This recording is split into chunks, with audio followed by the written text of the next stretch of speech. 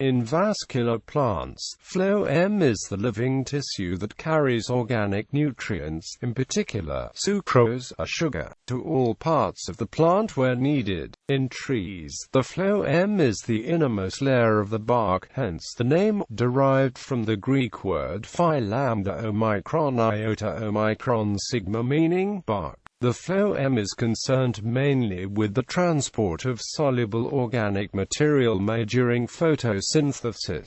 This process of transportation is called translocation. Structure: phloem tissue consists of conducting cells, generally called sieve elements, parenchyma cells, including both specialized companion cells or albuminous cells and unspecialized cells, and supportive cells, such as fibers and sclerids. Conducting cells, sieve elements of the type of cell that are responsible for transporting sugars throughout the plant. At maturity they lack a nucleus and have very few organelles, so they rely on companion cells or albuminous cells for most of the metabolic needs. Sieve tube cells to contain vacuoles and other organelles, such as ribosomes, before they mature, but these generally migrate to the cell wall and dissolve at maturity. This ensures there is little to impede the movement of fluids.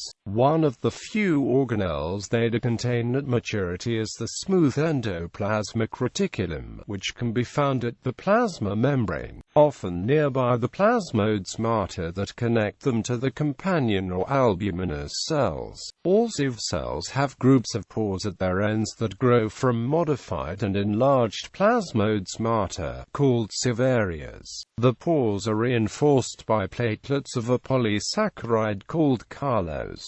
Parenchyma cells. They are of three types: companion cells. The metabolic functioning of sieve tube members depends on a close association with the companion cells, a specialized form of parenchyma cell. All of the cellular functions of a sieve tube element are carried out by the companion cell. A typical nucleate plant cell, except the companion cell, usually has a larger number of ribosomes and mitochondria. The dense cytoplasm of a companion cell is connected to the sieve tube element by plasmodes mater. The common sidewall shared by a sieve tube element and a companion cell has large numbers of plasmodes mater. There are two types of companion cells: ordinary companion cells, which have smooth walls and few or no plasmode-matal connections to cells other than the sieve tube; transfer cells, which have much folded walls that are adjacent to non-sieve cells, allowing for larger areas of transfer. They are specialized in scavenging solutes from those in the cell walls that are actively pumped, requiring energy. Albuminous cells. Albuminous cells have a similar role to companion cells, but are associated with sieve cells only and are hence found only in seedless vascular plants and gymnosperms.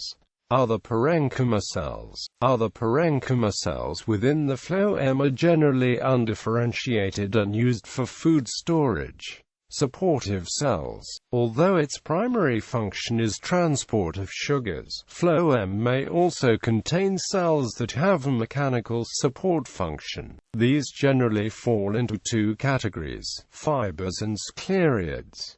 Both cell types have a secondary cell wall and therefore dead at maturity. The secondary cell wall increases the rigidity and tensile strength. Fibers are the long, narrow supportive cells that provide tension strength without limiting flexibility. They are also found in xylem, and are the main component of many textiles such as paper, linen, and cotton. Sclerids are irregularly shaped cells that add compression strength but may reduce flexibility to some extent. They also serve as anti-herbivory structures, as their irregular shape and hardness will increase wear on teeth as the herbivores chew. For example, they are responsible for the gritty texture in pears. Function. Unlike xylem, the phloem is composed of still living cells that transport sap. The sap is a water-based solution, but rich in sugars made by the photosynthetic areas. These sugars are transported to non-photosynthetic parts of the plant, such as the roots, or into storage structures, such as tubers or bulbs. During the plant's growth period, usually during the spring, storage organs such as the roots are sugar sources, and the plant's many growing areas are sugar sinks.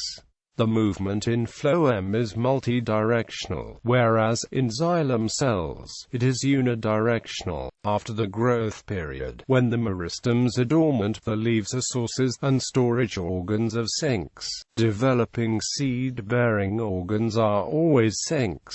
Because of this multidirectional flow, coupled with the fact that sap cannot move with these between adjacent sieve tubes, it is not unusual for sap in adjacent sieve tubes to be flowing in opposite directions, while movement of water and minerals through the xylem is driven by negative pressures most of the time. Movement through the phloem is driven by positive hydrostatic pressures. This process is termed translocation, and is accomplished by a process called phloem loading and unloading. Cells in a sugar source load a sieve tube element by actively transporting solid molecules into it. This causes water to move into the sieve tube element by osmosis, creating pressure that pushes the sap down the tube. In sugar sinks, cells actively transport solutes out of the sieve tube elements, producing the opposite effect. The pressure flow hypothesis proposes a mechanism for phloem sap transport, although other hypotheses have been proposed. Some plants, however, appear not to load phloem by active transport. In these cases, a mechanism known as the polymer trap mechanism was proposed by Robert Turgeon. In this case, small sugars such as sucrose move into intermediary cells through narrow plasmodesmata, where they are polymerized to raffinose and other larger oligosaccharides. Now they are unable to move back, but can proceed through wider plasmodesmata into the sieve tube element. Phloem sap is also thought to play a role in sending informational signals throughout vascular plants. Loading and unloading patterns are largely determined by the conductivity and number of plasmodesmata and the position-dependent function of solid-specific plasma membrane transport proteins. Recent evidence indicates that mobile proteins and RNA are part of the plant's long-distance communication signaling system. Evidence also exists for the directed transport and sorting of macromolecules as they pass through plasmodesmata. The symplastic phloem loading is confined mostly to plants in tropical rainforests and is seen as more primitive. The actively transported apoplastic phloem loading is viewed as more advanced, as it is found in the later evolved plants, and particularly in those in temperate and arid conditions.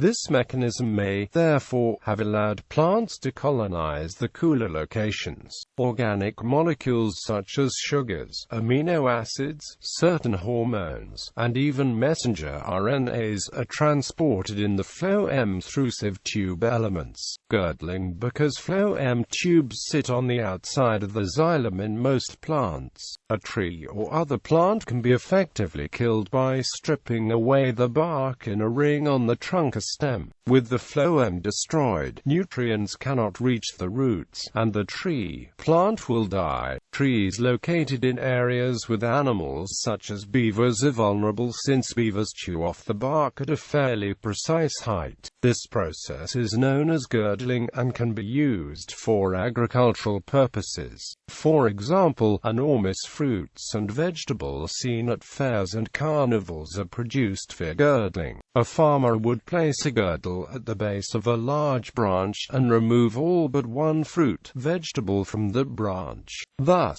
all the sugars manufactured by leaves on that branch have no sinks to go to but the one fruit vegetable, which thus expands to many times normal size. Origin: when the plant is an embryo, vascular tissue emerges from procambium tissue, which is at the center of the embryo. Protophloem itself appears in the midvein extending into the cotyledonary node, which constitutes the first appearance of a leaf in angiosperms, where it forms continuous strands. The hormone auxin, transported by the protein PIN1, is responsible for the growth of those protophloem strands, signaling the final identity of those tissues. SHORTROOT and microna 165-166 also participate in that process, while Carlos synthase 3 inhibits the locations where SHORTROOT and microna 165 can go. In the embryo, root phloem develops independently in the upper hypocotyl, which lies between the embryonic root and the cotyledon. In an adult, the phloem originates and grows outwards from meristematic cells in the vascular cambium.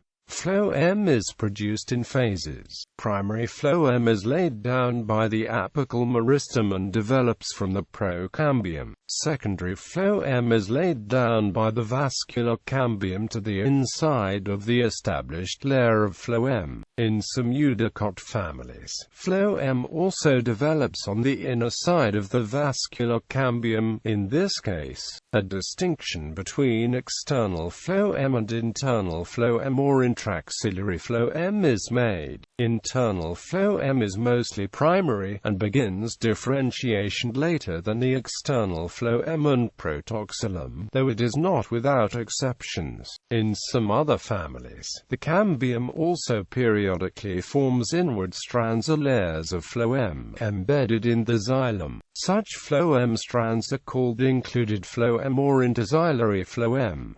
Nutritional use. Phloem of pine trees has been used in Finland as a substitute food in times of famine and even in good years in the northeast. Supplies of phloem from previous years helped stave off starvation in the Great Famine of the 1860s. Phloem is dried and milled to flour and mixed with rye to form a hard dark bread, bark bread. The least appreciated was silko, a bread made only from buttermilk and petu without any real rye cereal flour. Recently, petu has again become available as a curiosity, and some have made claims of health benefits. However, its food energy content is low relative to rye or other cereals. Phloem from silver birch has been also used to make flour in the past.